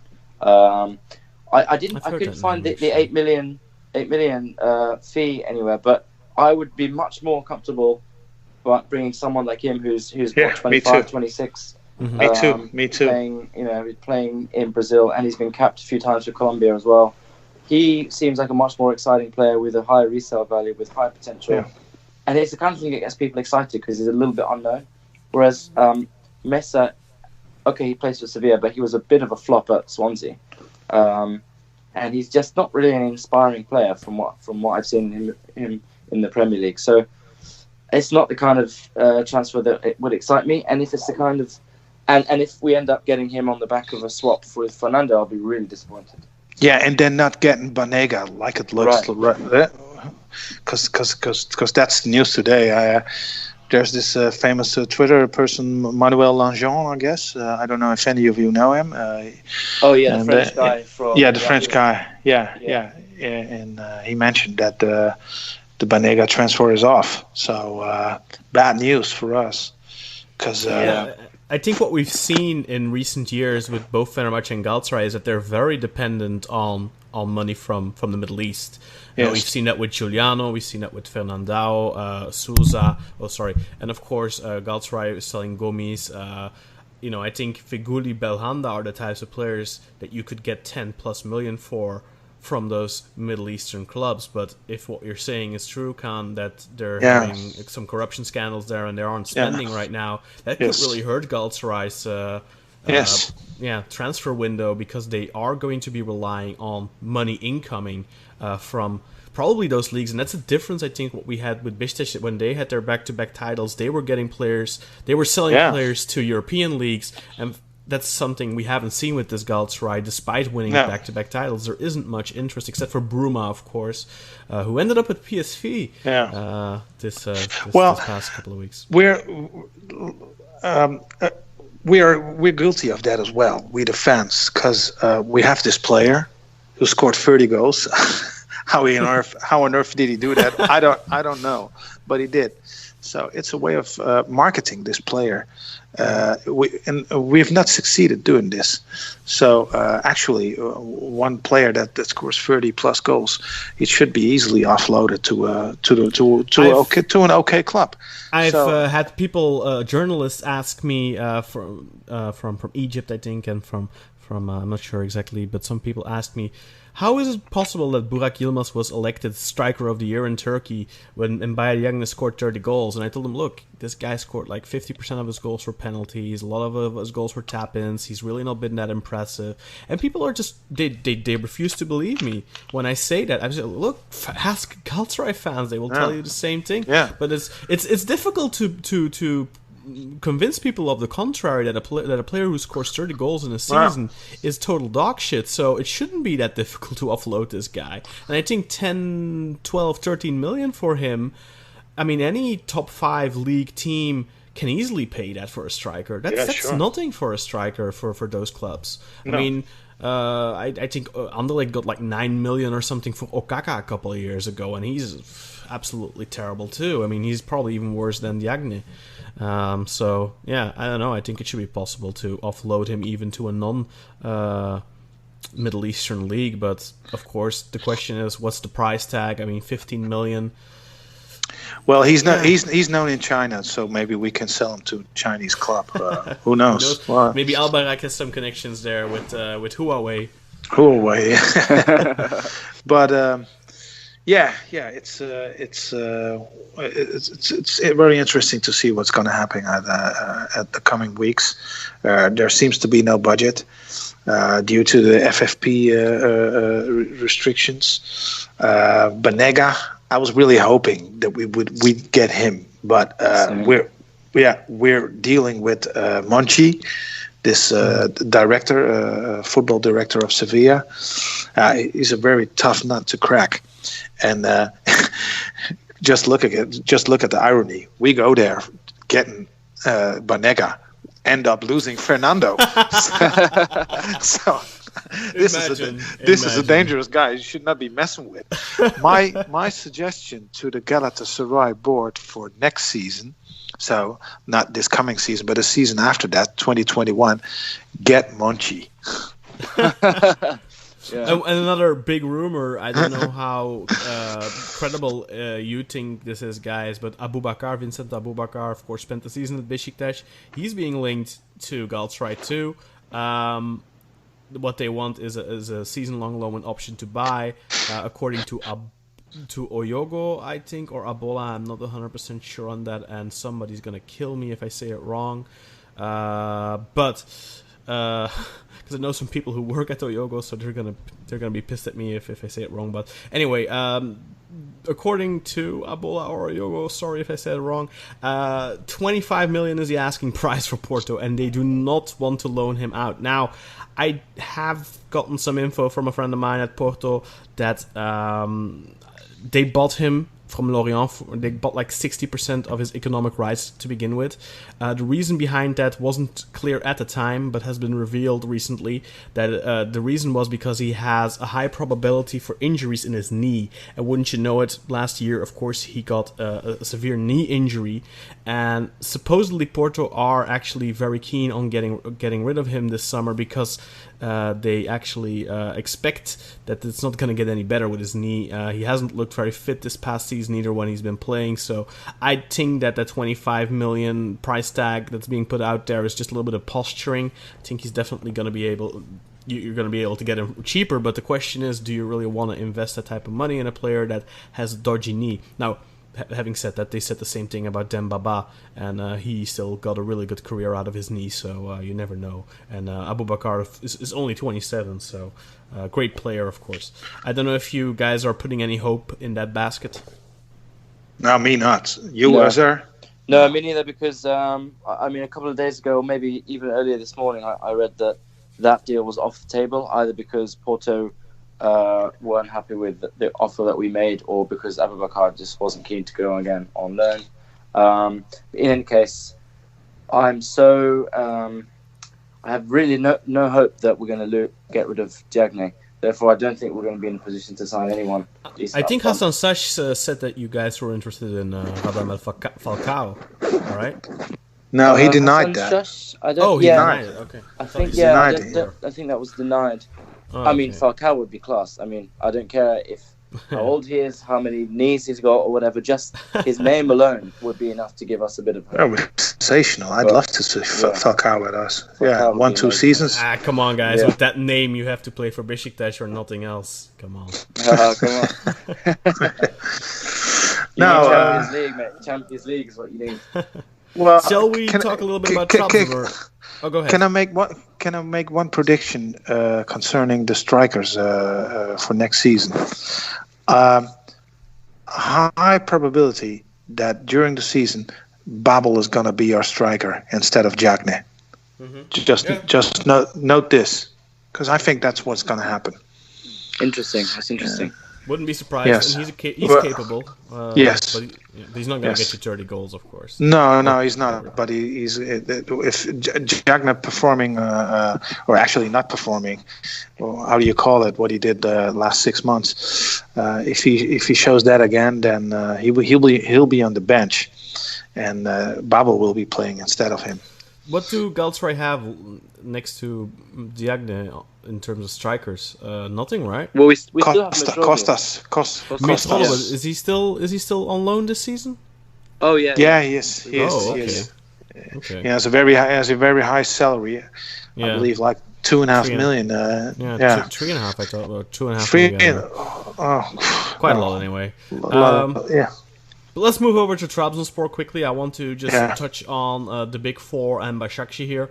We're just going to breeze through this. The big signing for them this past week or so was Obi Mikel, the Nigeria captain, of course, 32 years old. Spent the past season at Middlesbrough, is of course famous for his time at Chelsea. And he's been linked countless times to Fenerbahçe, Besiktas. I'm sure he's been linked a million times to Galatasaray too. But he finally ends up in Turkey. 1.5 million salary, free transfer. What do you guys think? Good signing for Trabzonspor, or maybe a little bit over the hill, as many people are saying, even Nigeria pundits and stuff like that aren't too impressed. I think he's got a lot of fuel still left in the tank. He's only 31, I think. 32. 32. Okay, but still. No, 32, come on. He's 50. Come on. Yeah, well, that's the thing. I was surprised to check that he's still in his early 30s. Look, I think he's a great signing for Trabzon. I mean, he's got bags and bags of experience. I think he might be 38. You don't know that. Yeah, Hey, look, if Emre can still do it, then so can he. Obi Mikel and Sosa midfield. Well, that's quite a good midfield for paper, and for sure. Yeah, and then you have Abdul Kadir and Yusuf Yazıcı. Mm-hmm. Well, that's great. I mean, Trabzon have done a great job, and I rate them very high for next season. And I'm hoping. I'm kind of rooting for them as well, because I think it's an exciting team. One thing, I don't know if any Trabzon people are going to hear this podcast. Probably a lot of them, but they have to go to the stadium. That stadium needs to be filled. 40,000 capacity. You have a very young, exciting team, balanced out. So people should go to the stadium. Yeah. What do you know about Deniz Avdijash from Willem II, Kaan? Are you familiar with him? I'm passing this on. I've seen him once. Don't know enough about him to say anything about him. Maybe Burak, maybe. Left winger, I believe, but I thought it was a striker at first when they signed him, but apparently not. But signed him on a free transfer on a very weird deal, 1 + 3 year deal. So basically, it's like loaning a guy with an option to buy. But it's very strange that a player would accept that, because usually they want, I'm guaranteed 4 years of this much money, but supposedly he signed a 1.3 year deal, I believe, on a free from Willem II. There's quite a lot of young players that they've signed. They've promoted a lot of players from their academy. They've gotten quite a lot of players from 1461 Trabzon. Caleb Ikuban is retained. They ended up using his 1 million buyout clause, and they got him on a permanent from Leeds United. Yusuf Sarri from Marseille for 250,000 euros. Doğan Erdoğan from Linz for 200,000 euros. He's 22. Yusuf Sarri is 20. Ahmet Canbas from Werder Bremen for 125k, and then Firat Can Uzum from Eskişehir for 100k, and Nemanja Anjusic, another winger, 22-year-old from Mladost Kokanj in Bosnia for 50k. So Trabzonspor end up spending a total of 1.86 million this window so far. Of course, the window is still very early, but people, like I said before, people are asking me, how are all these clubs signing that many players? And Besiktas fans are asking me this, and we can't seem to sign anyone. Again, guys, look, they're just spending peanuts really so far. Lots of free transfers, lots of young cheap players, and I get the question too. Then okay, but why aren't we signing young players? Young cheap players, but it adds up. If you've signed 10 players for 200k, you're still out 2 million, and sometimes you need that 2 million elsewhere, especially when your budget is tight. So I don't know if there's anything that jumps out to you guys in Trabzon's transfer window except for John Obi Mikel. I think they desperately need a striker. I was very surprised they didn't get involved in the Vedat MUriqi discussions, although I think that Rizespor wouldn't have been too keen on selling to them. But plus they let Rodrigo go to Deniz, I think. Which doesn't make much sense. Rodrigo, yeah. I mean, they made some good signings, some exciting young players, and I agree that they're kind of dark horses for the league next year. If they get Halil Devishoglu, they're a title contender because that kid is great. I don't know if you've seen him a lot, Kaan, but he's really talented. Yeah, I've seen some things about him. Yeah. He was at Sparta, wasn't he? Yeah, Sparta Rotterdam, but his price tag is like 2.5 or something, and I don't know if Trabzon are going to end up paying that, but he's a born Trabzon fan. I think he's 19 years old, but he's a really natural goal scorer, really talented young player, and very mature for his age too. Like he's 19, but he conducts himself like a real professional. Not very Turkish at all. you have to give the guys at Trabzon credit for their salary policies, because they're really keeping it low. So they're setting an example for the rest of the league, and especially for the big three, I guess. Yeah. They paid Sosa 3.5 million, so I don't know about that. No, well, okay, Sosa being the example, there's always one or two examples, but apart from that, it's all low salary. So that's what happens when you have a lot of young players, of course, and when your stars like Yusuf Yazıcı and Abdul Kadir are coming from your own youth. Those kids aren't going to be on big contracts, but Yusuf Yazıcı, his shirt is being tucked very firmly by Lille. Yes. They've upped their offer according to Owl, am I saying that right? From Trabzonspor's president. They've upped their offer to 12 million plus 3 million in bonuses, or 13 million plus 2 million in bonuses. So a total of 15 million. But Trabzonspor are holding firm. They want 20 million for Yusuf. Yeah. I think that's a lot of money for a player from the Turkish league. I think somewhere between 15 and 20 million is correct for him. He's a massive talent. The only reason I wouldn't agree with you fully there, Kaan, is because, look, he hasn't played European football at all. He has never competed for the title. He doesn't know what that pressure is and all that stuff. He's a great player, but he hasn't... The curve in terms of performances isn't upward. I mean, if you look at this season compared to last season, he had a better season, statistically at least, last season than he did this season. So I think that he's worth a lot of money, but I don't know, 20 million is a lot of money, but especially for a player in the Turkish league. But you'll be asking 20 and ending up like selling him for 17. So I guess 17, 16. I think that's definitely a realistic amount for him. But the question is, can they keep him? And I think we all think Trabzon are definitely a dark horse, especially if they keep this team together. If they keep Yusuf, if they keep Abdul Kadir. I think Abdul Kadir is going to stick around for another season at least. But Yusuf, for me, I think it's time for him to go, unless Trabzonspor are going to make a very serious run for the title. But then they need to get a good striker and all that. And the question again, they're under financial fair play, and they've breached their settlement. They could not reach the break-even requirements, and the UEFA have given them until the 15th of October to sort that out. They are allowed to go into Euro, but if they don't sort that out, they will be banned for either the next season they qualify into 20 or 21, whatever.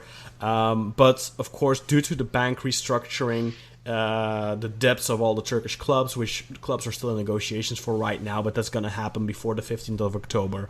Trabzon will comply, no problem there. They will just lose 50% of their prize money this year in the Europa League. That's news that just came out today. But the question is then, how much does Trabzon have to spend this summer? And aren't they going to need to sell someone? And if we look at players that are worth something, we look at Yusuf, we look at the two Abdul Kadirs, those are the young players, Uğurcan, their goalkeeper. Those are the players right now they can sell and make a good amount of money on to bring in new players. I think for them to really make a serious title challenge, they need a really good striker. And they're going to need money for that. And I think selling Yusuf Yazici is a little bit inevitable at this point. I don't know how they can otherwise put a championship team together. I still think they have a couple of gaps there, especially with Hugo Rodrigues' departure. I don't know how you guys feel about that. Well, I was actually quite surprised that Rodrigues was sold off to Deniz. He was out of contract. Out of contract, yeah, they sorry. Didn't extend it, so yeah. I mean, he's 34 or something, so I guess they want to move on. But I can't imagine that he was earning that much. I would imagine around 1.5, which is a lot of money, of course. But I mean, I think that Trabzon can afford that to keep 1 or 2 strikers. But yeah, what do you guys expect? Is Yusuf going to be sold, or are they gonna try and keep him? But is that then in turn going to damage their chances of attracting a good striker? I think he's going to Lille. I hope he goes to Lille. I think he's that, like you say, Kaan. He's at that time where he needs to pull the plug, strap the rocket to him, and then fly at Lille. Plus, he'll be playing. He's 22, I think. So it's time. It's the right time. And I don't think he can. He'll be playing with Zeki Çelik as well at Lille. So if he stays, I think he'll stay. They'll have a nice little Turkish connection there, and and I think I don't know who's going to be scoring goals for them. I know they've extended the Wakayeme's contract, so that's another big plus for them to get him to sign on, to stay with them. But they need someone to put the ball in the back of the net, and I don't know who they'll be able to get. I know if they're fishing around for someone like Enes Ünal. Oh, I was just saying. I was about to say Enes Ünal. Really? But he extended his loan with Valladolid, I think. Oh, shame. Oh. I think I saw that pass by that Valladolid have extended his loan deal from he's contracted to Villarreal, I think, right? And he was loaned to Valladolid last season, and he's gonna stay another season there. I think it's even been made official because I think I saw an official tweet about that. I'm not sure, but it was like 2-3 days ago. I was hoping we'd get him because he was sensational here at Twente, here in Nederland.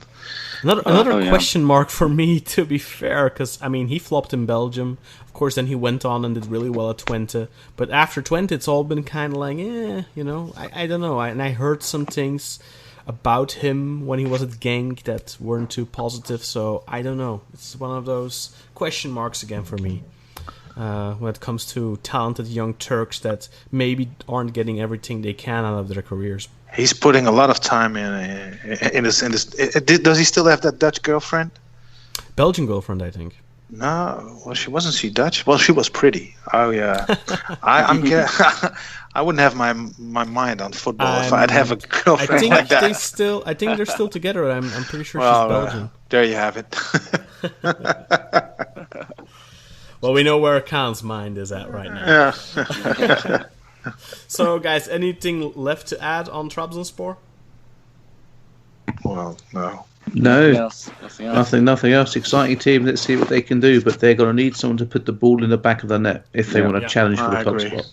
Yeah. And they're going to need a good central back defender to tie it all together at the back. I did see some rumors about them getting a defender, but his name eludes me right now. Quickly, Başakşehir, just quickly going to look at that. They signed Muhammed Demir this week.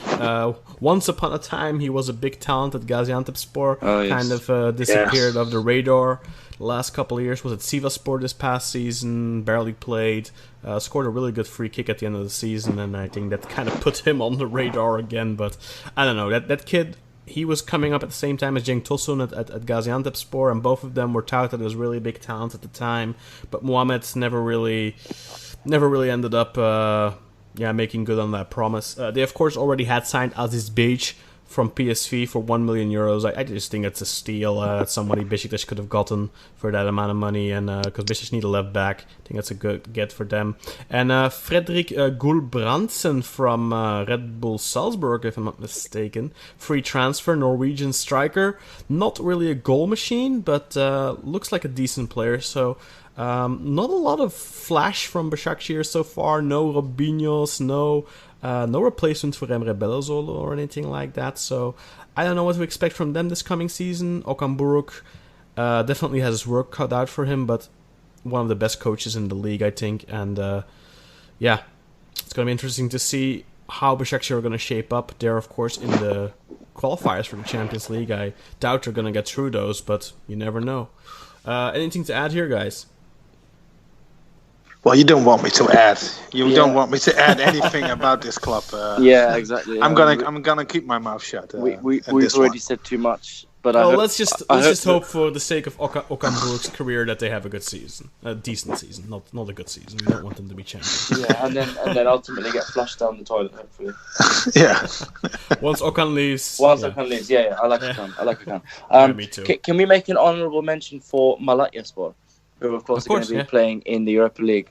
I'm really looking forward to that. Same. That's starting soon, I think. So. Yeah, exactly. And now, of course, they have Sergen as their coach. They signed Fofana and Johovic from Konya. Yeah. Good signings. Two really good signings. So yeah, they should be in a decent position. I thought they'd kind of given everything up when they got rid of Erol Bulut and Adem Büyük and those kind of guys, but they've replaced them with some decent players. So they're back on the rails. Yeah, and Sergen has his teams playing some attractive football, so I'm definitely looking forward to seeing those qualifiers. Sergen is a great coach. Reading the opponents, I think he's one of the best coaches in the league when it comes down to reading the opponents tactically. Does it surprise you at all, Kaan? I mean, knowing him as a player, knowing how he was a brilliant player. Brilliant player. He was best. Probably potentially the best Turkish player ever. I think a lot of us would agree with that, of course. But But the personality, the mentality that's the question. And I think that's also why a lot of people are kind of reluctant on him as a coach. But I mean, everywhere he's coached, I've been impressed with the football those teams have played. Me too. I mean, at Alanya, we had this game at Alanya. I know. I was convinced we were going to lose. So and we were trashed at the field. I mean, Alanya was everywhere, and they had the good players, of course. I mean, they had the good players, but they also had a very good tactical plan, and that was because of Sergen. He is a master in reading the opponents tactically. So I think he's a great coach. I hope he someday will get a chance at, for instance, Besiktas. Don't know if that's ever going to happen, but I'd like him to see there. I think if he manages to put in a good season with Malatya, which is going to be a challenge because that European schedule early on is going to. I mean, we've seen it in the past. Konyaspor couldn't handle it. Who else? Karabükspor couldn't handle it. And then who was it last? Osmanlıspor really struggled with it. So it's a challenge to play early on those European qualifiers. Maybe go look at Akhisar this past season, and they had a good squad at the end of the day. By the way, did you guys see Elvis Manu went to China? Yes.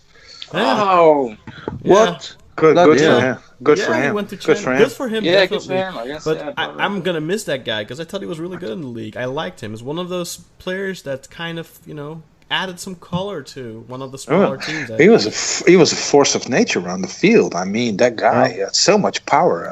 It's a shame he couldn't finish. Great player.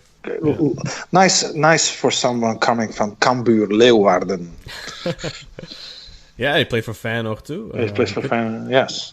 True. But it's a shame to lose him. I really hope that either he was going to stick with Akhisar and help them back up, or go to another Turkish club. Maybe go back to Gençlerbirliği because I think that's the first Turkish club he went to.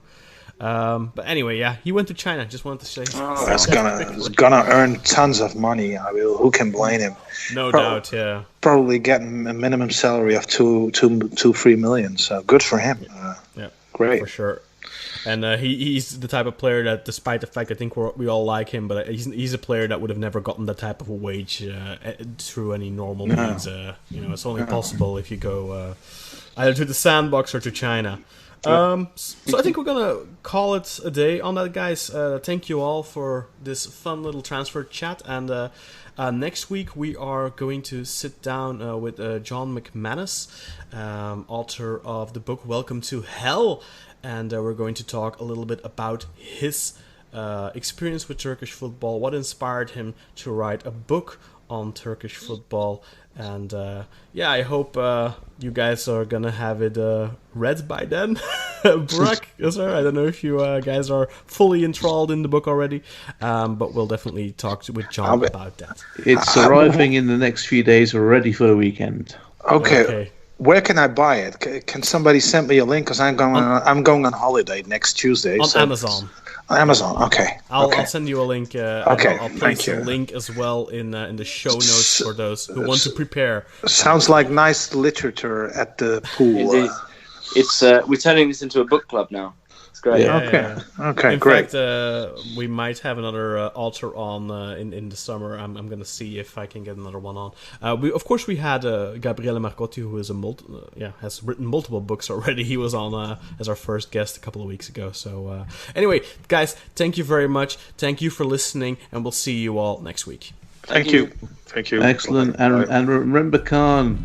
That is the Belgian Kaan. The host Kaan. You must never point the break.